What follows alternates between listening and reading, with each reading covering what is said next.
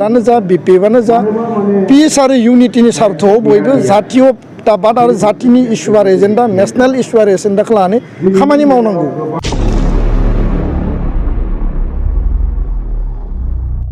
दा हाग्रामा महिलारिया बेखौ मा साननानै बुंदों जों मिथिया, किन्तु बिथाङा सासे माने सोमावसारग्रा बै समनि दैदेनगिरि हिसाबै जि मोनसे सर्ट साइटेड जायफोर स्पिच होयो, जे जिखौ बिथाङा माने एनि टाइम मावजानो बानाय जाजानो बानाय मोनसे दृष्टिभंगिजों बिथाङा जि स्टेटमेन्ट होनायखौ जोङो अबजार्भ खालामदों, बे हारिनि थाखाय अलखद आरो बे आनफर्चुनेट मोनसे स्टेटमेन्ट। बेबायदि दैदेनगिरिनियाव बेबायदि बाथ्राखौ खोनानांनायानो हारिनि थाखाय खैफोद होननानै आं बुंनो सानो। गुबुन गुबुन जिल्लानि साब डिभिजनाव एबसुआ बिटिआर गोजोन गोरोबथानि जिखिनि दफा मावफुंनाय आरो बर' हारिनि थामोनथा रैखाथि, बर' हारिनि मास्टार रेस दानांगौ गेरेमसा हारि आरो जोङो आल्टिमेट गलसिम थांनांगौ। जिहेतु जोङो थांनाय 34 बोसोर सोमावसारनायनि गेजेराव जोङो बिएसि गोरोबथा मोनबाय, बेनि उनाव बिटिसि 6 सिडुल आरो बिटिसि 6 सिडुलखौ बिथा खालामनानै मर अट'नमि, एरिया एक्सटेनसन आरो सिट माने समस्ति बारायनाय, माखासे जोंनि अधिकार आरो क्षमता कन्स्टिटिउसनेल आरो जिखिनि पलिटिकेल जिखिनि राइट्स दङ बेखौ एडिसन खालामनानै बिटिआर सुक्ति जों मोनबाय। दा बेखायनो बे मोनथाम सुक्तिनि सायाव जोंनि जिखिनि रियेलाइजेसन, जोंनि जिखिनि राजनैतिक आरो संबिधानिक जि अधिकार, बेखौ जोङो बोरैहाय मजबुत खालामनानै फैबाय थानाय समाव बर' हारि दालांनांगौनि थाखाय आरोबाव मा मा हाबा मावबावनांगौ दङ। जोंनि जायफोर बारग' एबसु, बारग' एनडिएफबि, बारग' बिएलटि आरो बर' थुनलाइ आफादनि बारग' दैदेनगिरि, एक्स भलन्टियार्स फर्सनि दैदेनगिरि बिथांमोनखौ लानानै जायफोरनियाव जातीयताबादि सिन्ता चेतना आरो जातीयताबादनि फारसे जेब्लाबो गोथौ फोथायनाय दङ, बिथांमोनखौ लानानै जों गोथौयै आरो गुवारै सावरायदों। आरो दिनैनि आथिखालनि जि थासारि दङ, बे थासारिनि सायावबो जोङो एसेसमेन्ट खालामदों। खारन बिएसि, बिटिसि, बिटिआर बर' हारिनि संग्रामनि गेजेरजों, सोमावसारनाय आन्दलननि गेजेरजों त्यागनि बिनिमयाव, शहीदनि बिनिमयाव बे दाजानाय आरो बिनि जोङो मालिक, जों बिनि बिग ब्रादार। आरो बेखायनो जोङो संबिधानिक जि मर्यादा बेखौ दानि अबस्थानिफ्राय आरोबाव बोरै जोङो मजबुतसिम खालामनो हायो, राजनैतिक रैखा कवच आरो जोंनि जे बर' हारिनि बा ट्राइबेलनि जिखिनि रक्षनाबेक्षन, पलिटिकेल राइट्स आरो बिनि रैखा कवच, बेखौ जोङो बोरैहाय एन्जय खालामनो हायो। दा बे गासै बिथिंखौ लानानै जों सरसा खालामदों। दा बेखायनो एकर्डनि सायाव जायफोरा भुल धारना होदों, एकर्ड इमप्लिमेन्टेसनखौ लानानै जायफोरा माने बेले बेजे प्रपागान्डा होदों, बिनि सायावबो जोङो इन्टेलेक्सुयेल आरो रायजो राजानो क्लियार बुंदों जे बे एकर्डआव लिरनाय माने 1निफ्राय 10.2 सिम 3.1 एरिया एक्सटेनसन, जाय खामानिया बिएसिआव जायाखै, सम्भब नङा होननानै सानदोंमोन, जाय खामानिया बिटिसि सुक्तियाव जानांगौमोन नाथाय बै समाव जाहोनो हायाखिसै, बे खामानिखौ दिनै सनितपुर बिश्वनाथ गहपुरसिम 40खान गामि सोसननानै आरो बै ओनसोलखौ उदालगुरि जिल्लायाव बिटिआर 6 सिडुलाव दाजाबनानै उननि समाव जिल्ला बांहोनांगोन आरो बेखौ सेपारेट एन्टिटियै जिल्ला जों क्रिएट खालामनांगोन। नाथाय आपातत जिहेतु फेस मेनार 60खान गामि सोनांगौ, 19खान गामिया हाबबावनांगौ, बेखौ जों कमप्रमाइज खालामाखै। 30 जोंनि नभेम्बरनि दिल्लीनि जइन्ट मनिटरिं कमिटिनि जि डिसकासन, जों स्पष्टयै बुंदों। दा बेखायनो गामि सोनायनि जि मोनसे प्रक्रिया, जि प्रसेस, बियो गभर्नरनि खामानि, आसाम केबिनेटनि खामानि, बाउन्डारि कमिसननि खामानि आरो बे लेभेलाव सोसननाया पारा 40नि गेजेरजों सोलिबाय थागोन। किन्तु जि 3.1 साब क्लज 3 दङ,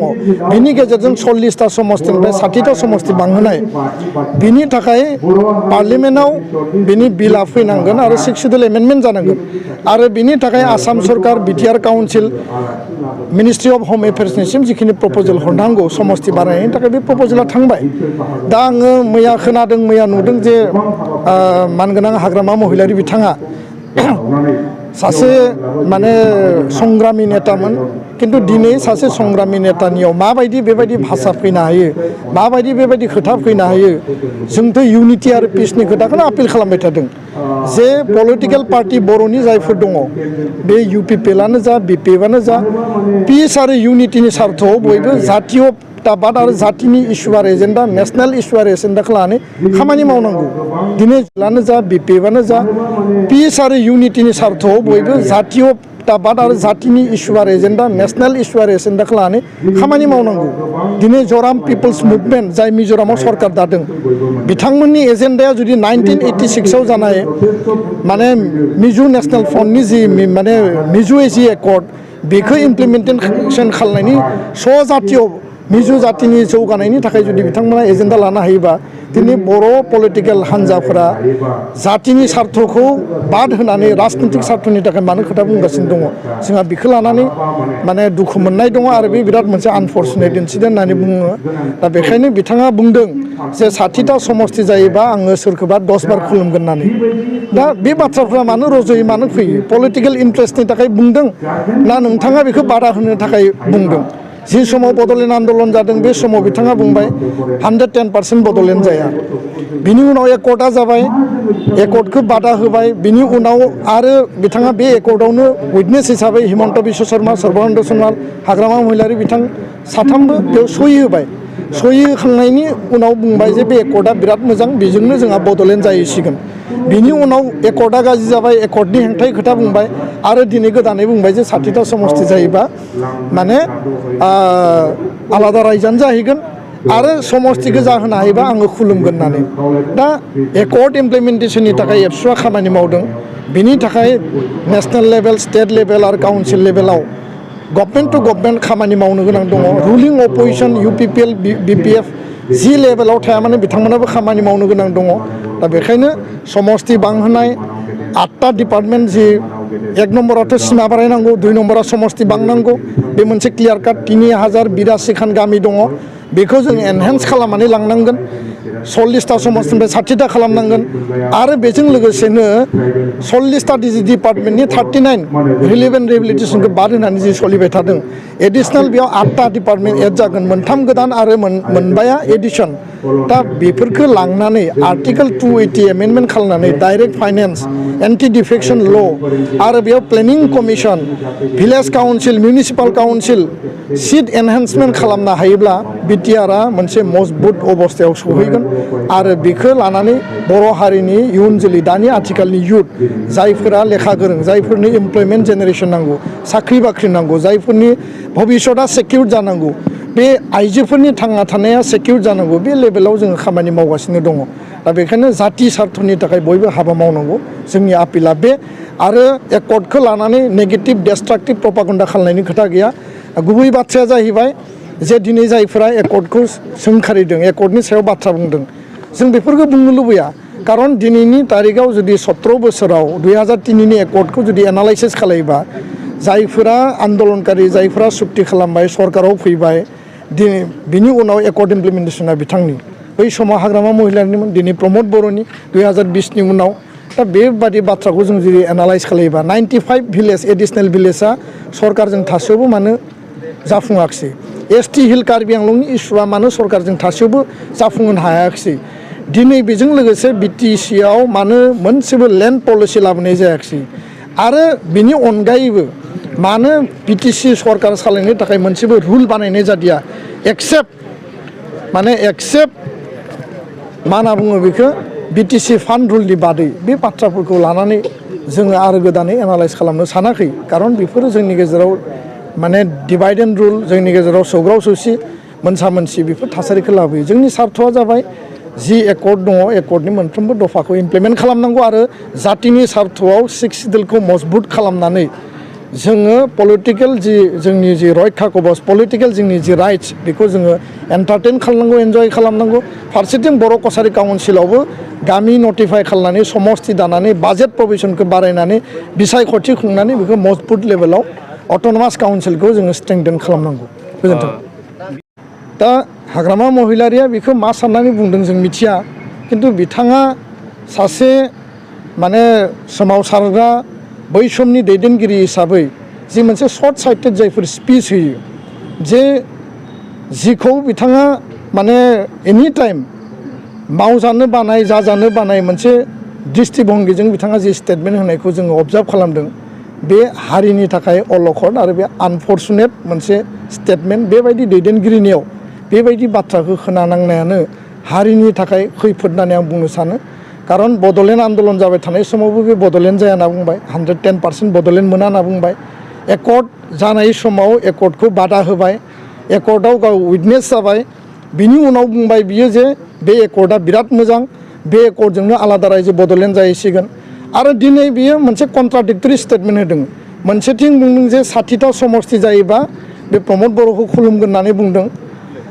बे 60टा समस्तिया प्रमद बर' बिथांनि सम्पत्ति नङा बे 60टा समस्तिया हाग्रामा महिलारि बा एबसुनि सम्पत्ति नङा प्रमद बर'आ बिटिआर सुक्तियाव नेतृत्व होनानै सहि होदों एबसु आरो बर' हारिखौ रिप्रेजेन्ट खालामदों गबिन्द बसुमतारी रन्जन दैमारियाबो बर' हारि आरो एनडिएफबिखौ रिप्रेजेन्ट खालामदों जिखिनि मोनब्रै फेक्सन दङमोन जातिनि एसपिरेसनखौसो बिथांमोना डिसप्ले खालामदों बे मतेसो